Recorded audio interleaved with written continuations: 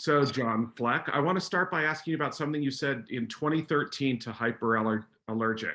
You said that, quote, I'm into catharsis and kind of ripping away facades and getting to a deeper sense. What catharsis are you achieving personally by creating It's Alive, It's Alive? What catharsis am I achieving by doing this play? Well, I think I make a joke like I, I'm a channeler. It's I tell the audience I hope I haven't offended anyone because I do push a lot of buttons, but it's a side of Fleck. It's the side of Fleck of being a channeler of our zeitgeist. So there's been a lot of zeitgeist to channel over the last 2 years. This piece, it's been simmering. The seed was planted in like May of 2020. David Schweitzer pitched this idea to Beth Hogan at the Odyssey. It was during just the first few months of the pandemic. And that we create a special event, a special cabaret event to be done on the parking lot at the Odyssey, because you couldn't perform indoors, to celebrate because theater, everything was shut down, and were theaters going to even survive? And this was to celebrate the resiliency of theater and our spirits. It's alive, it's alive, and anyways. And then it started to get deeper. It's alive. It's alive. There was a virus, going around, and the politics. I mean, talk about, a monster. It's alive. It's alive. So I just channeled all of this stuff, and out it popped. And here it pops. So Baby's been incubating for quite a while, for a couple of years, and it keeps changing. We did a workshop of it in September. Baby poked his head out, but Baby's been incubating, and Baby's having to change with the times. And I hope Baby has legs with which to run on for 5 weeks. So anyways, I've gone way off your question there. I don't even remember what the question was, Craig. Well, the question is, what kind of catharsis are you achieving personally by doing this show? What kind of catharsis personally am I doing it? Well, I guess I've really been examining a lot, like why do I continue to do this? This performance. It's a lot of work. Especially for a man of my age. I know I look fabulous, but I'm going to be 71 on this May, and why do I continue to do it? It's a lot of hard work. It's exhausting. I don't sleep, really great when I'm doing it because the mind won't stop. So the catharsis is that simply, and I address this in the show, that it keeps me alive. It's alive. It's alive. And as much as I want to say, go away, no, I have to do it. And, David Schweitzer and I, we've been working together for so long. I mean, we don't work all the time. Actually, it's been about 20 years since we worked together, but it's just kind of great to kind of be my ripe old age, and his ripe old age. And there's a part of me thinking, oh, John, you're just old. You should just go away and die, go bury yourself. But, there is something to be said for expertise. And, that there's a craft that we have here that I think that needs to be shared with the world, so I don't know. There you have it. So the catharsis. I don't know if that answers that, but it's also a catharsis because I'm channeling just the world, the fear, and I'm channeling extreme right wing fear, and I'm channeling the left wing fear, and I create these characters. I pretty much created like an opera of sorts, where I've created this mythological COVID germ that I play, who's just, they're all about love. They're not here to kill us. They're here to actually save humankind. And then I have, very right-wing conspiratorial, oh, this is the enemy, oh, aliens not welcome here. And then John Metaself here, trying to filter it all out through my being and what's it all about, and it's all packaged in a lovely little cabaret-ish. It is it's heavy, it's cathartic, and it's also kind of funny. And we have music. We've got a band, we have a piano and an upright bass, and I've got a couple singer, dancer, actors helping me out. So not only is it kind of cathartic and kind of sometimes makes an audience go, oh no, you're going too far. But that's what I love to do. I love to like kind of get an audience, you know, and then oh my God. So it's cathartic in that way, turning to shit into gold, my dear. That's what it is. Well, I had the opportunity to read the script yesterday. Oh God! Well, I'm always curious because I never think my scripts read well. It's more about the behavior that I exhibit on stage as a performer. But how did it read to you? It because I know who you are as a performer, my mind's eye can take me there. But what struck me in reading the script is how effortlessly stream of conscious it is, and I'm wondering how much effort it takes to come off that effortlessly. To come off that well, you know, like I say, we have been working on this for quite a while, and that's what my work. I always love it to seem like it's just stream of consciousness, you know, like it's off the cuff, but it's actually pretty well choreographed.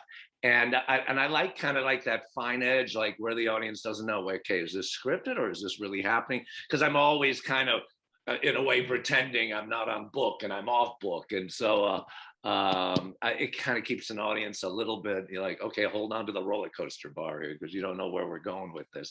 But that's always been the nature of my work, just to kind of make it seem like it's happening right now, you know, and to allow for. And I also love when mistakes happen. You know, I tend to, you know, forget sometimes because it's where I am, and then I just incorporate where am I and work it out with an audience, so to speak, at the time.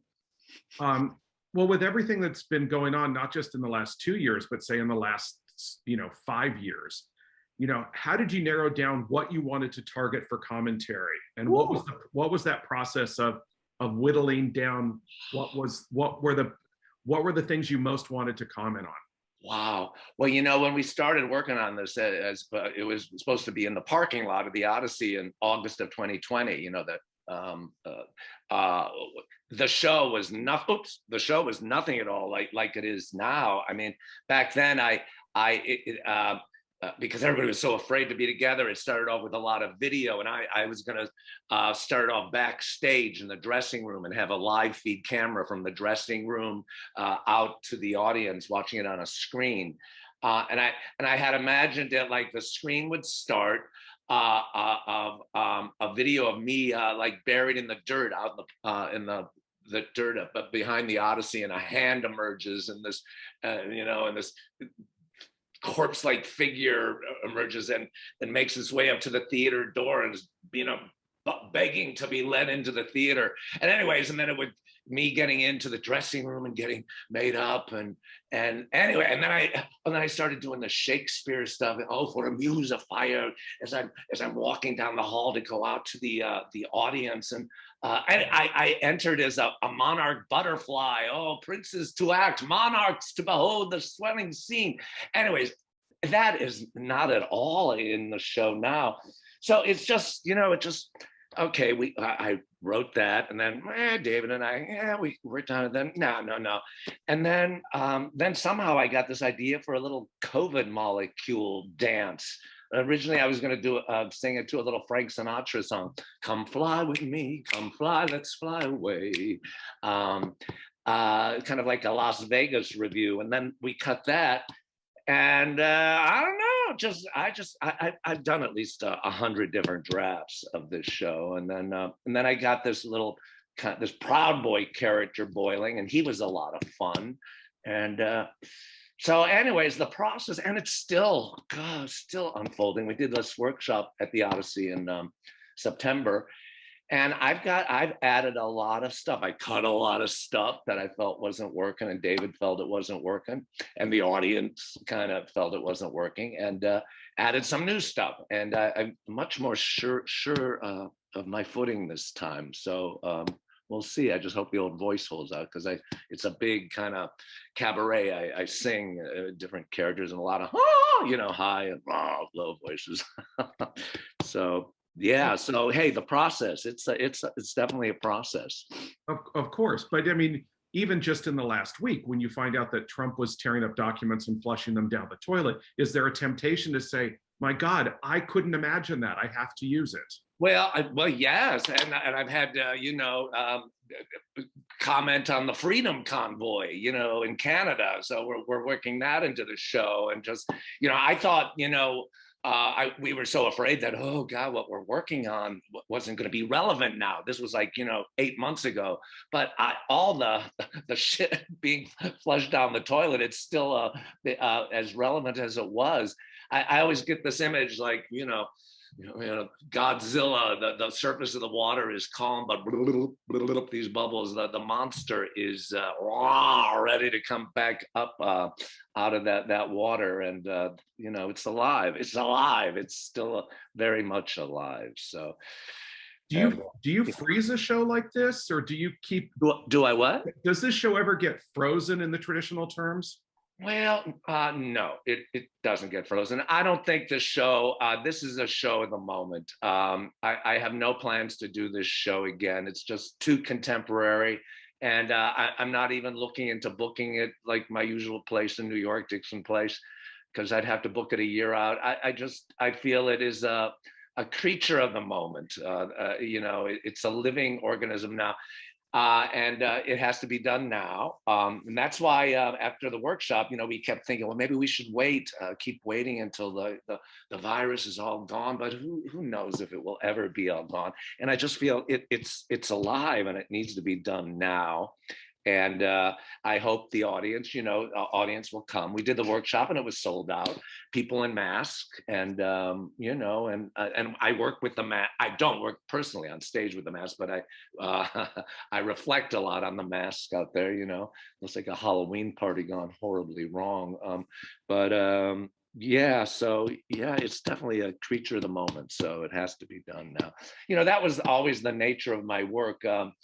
When I started doing performance pieces, I studied with Rachel Rosenthal and those folks, and I was really into these happenings. Like, you create a show, you do it, and then you move on. So I create a new show every year, and then I started realizing that's too much work. So I started running shows, and they and they were generic enough in terms of time specificity that I could do them a year later or 2 years later. Like my last show, Blacktop Highway, I could still do that. But this show is definitely a living entity and has to be done now.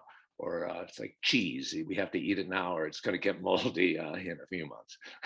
Is it something that you want to document? Do you want to record this show so that it can exist, if nothing else, as a time capsule of both this year and what you've done? Well, I always document the shows. Yeah. So, when we did the workshop, we had one camera just to film it for reference. But this time we plan on documenting with at least 2 cameras, sometime during the run. So I have a record of it. Yeah. So you're performing on the West Side at the Odyssey, a liberal bastion, yes, one can safely say. Yeah. Do you have any concerns that sometimes you're preaching to the converted, and that the people that maybe you'd most like to hear what you have to say are not necessarily the ones who have purchased tickets to see the show? Well, yes, I am preaching to the converted, even though when I did the workshop, I referenced my family in Cleveland quite a bit, because they're pretty right wing, and we're on different ends of the spectrum. And I'm sitting in the audience. There's a point where I'm talking directly to the audience, but the lights are in you, so all you see are shadows and masks. So it's hard to tell who anybody is. Anyways, after the show, my 2 sisters were there from Cleveland. They had come in that night, and hello, you're using our names in vain, but you know what? They seem to really enjoy it and have a good laugh about it. So. It's not all just like, oh, aren't we liberals? Oh, the greatest, and the right wing's the worst. No, I like to kind of like tear both sides apart a little bit, so we can take a look inside what motivates both. And I address the whole like cancel culture thing too. My family in Cleveland loves to call us the cancel culture, but hello, the right wing's cancel culture. We both got to see how we're both involved in this. It's a dialogue. It's a conversation. I mean, Yeah, I think, boy, they're calling me cancel culture and us cancel culture, and yet meanwhile they're canceling, abortion rights. They're canceling, like in Florida, don't say gay, cancel. But they, I don't know. I think we all need to just take a good look at ourselves and just see, as Rodney King says, can't we all just get along? But yeah, shouldn't make light of that. But Well, but also, why can't we just all have a laugh at each other well, and with each other? some shits and giggles kind of helps diffuse the tension, if you ask me. So, yeah, let's not, for us liberals, let's not take ourselves too, I mean, yes, take yourself seriously, but it's not so precious where we can't discuss.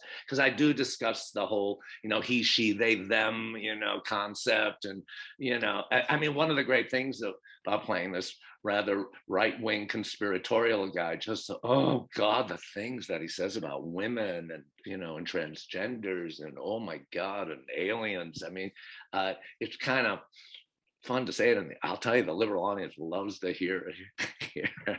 And my sisters loved it too. So I think I'd love to get some conservative folks there, but who knows? Like you say, I don't know if they'll come. Right. Now the show ends on an optimistic note. Oh, that's right. You read it, right? I read it, so I don't know if you want me to discuss the specifics of how it ends, but go ahead. But I'm just wondering, why do you think we as a society should still have faith? Well, God, it's kept this, kept the world spinning for a long time. Faith, I always think it's, being in a 12-step program, fear or faith, and there's a lot of fear, but there's also, I think for me and for people I talk to in my orbit, there's a lot of faith. I want to have faith that this democracy can survive. I want to have faith that the polarization can stop, that, or if not stop, that there's a way to kind of communicate humanely with one another. So, and then God, you hear about this whole, the sea level is going to rise by a foot in 50 years. I mean, God, how do you have faith that the world's going to survive? I mean, I don't know what keeps us going. Why do we get up in the morning? I have faith that the day is going to be good. I don't know. Well, let me ask you about something, because I was thinking about this in advance of our conversation, John.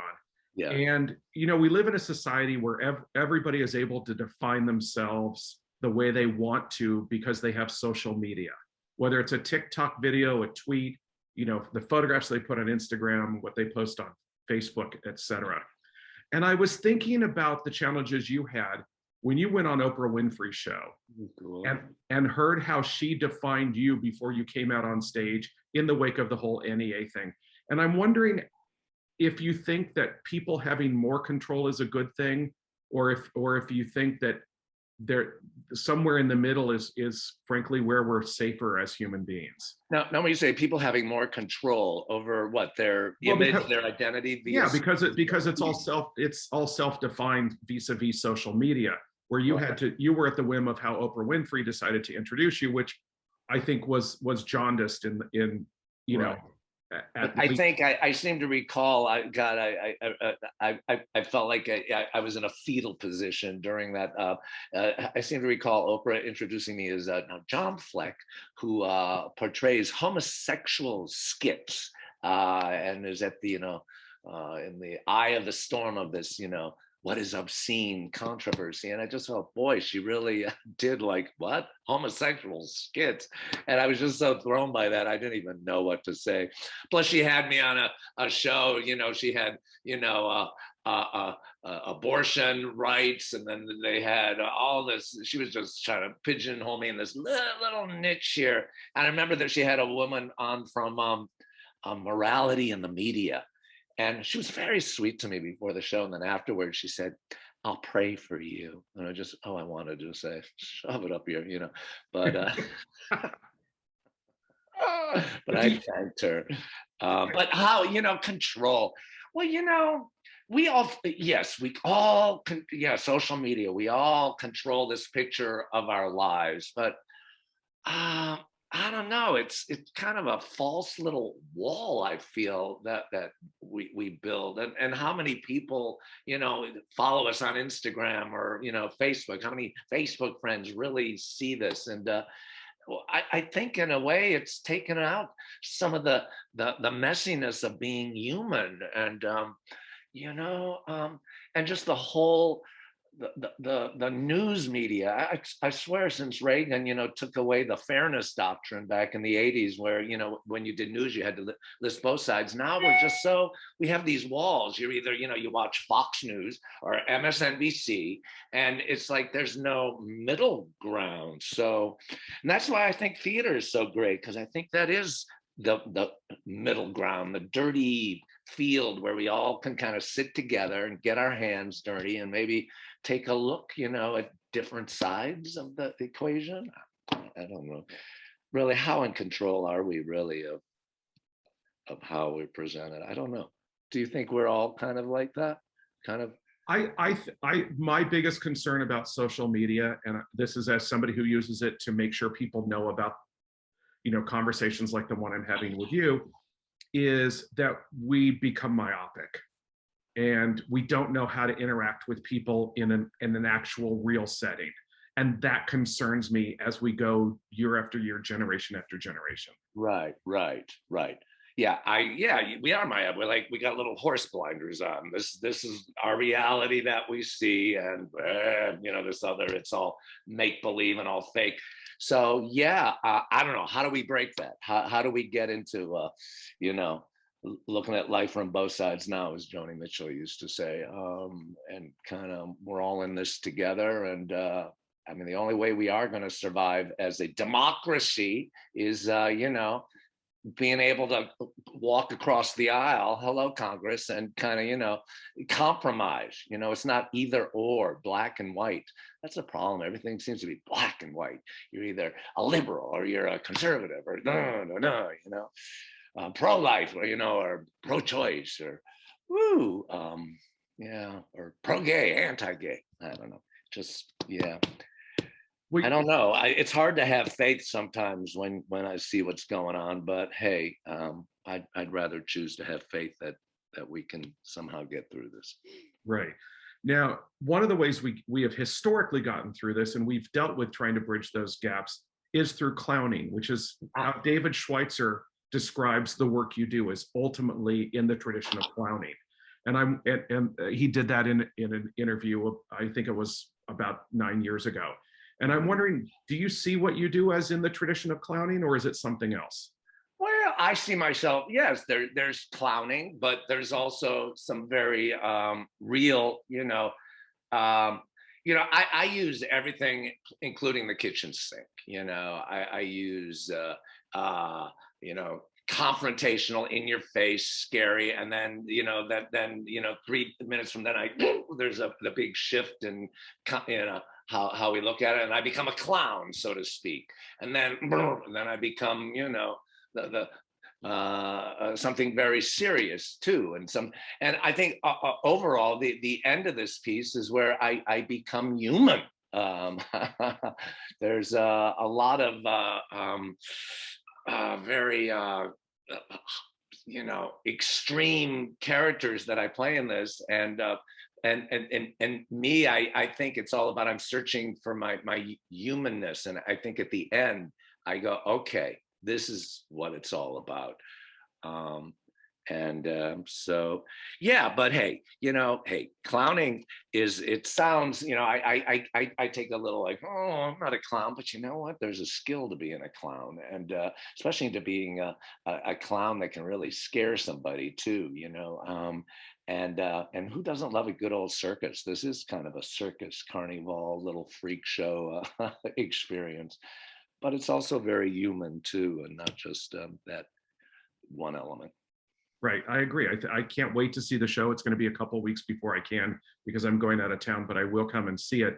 I do want to finish by asking you one other thing, and I want you to go back in time 39 years. Okay. To when you were on top of a bar in Silver Lake. I think it was the One-Way Bar, in a cardboard cake. Were you there?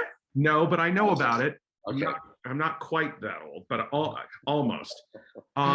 And you sang "There's no penis like show penis like no penis I know." And I'm wondering how that man 39 years ago would respond to who you've become as an artist today and everything that you've gone through. Wow, wow. Well, and everything that I've gone through, wow.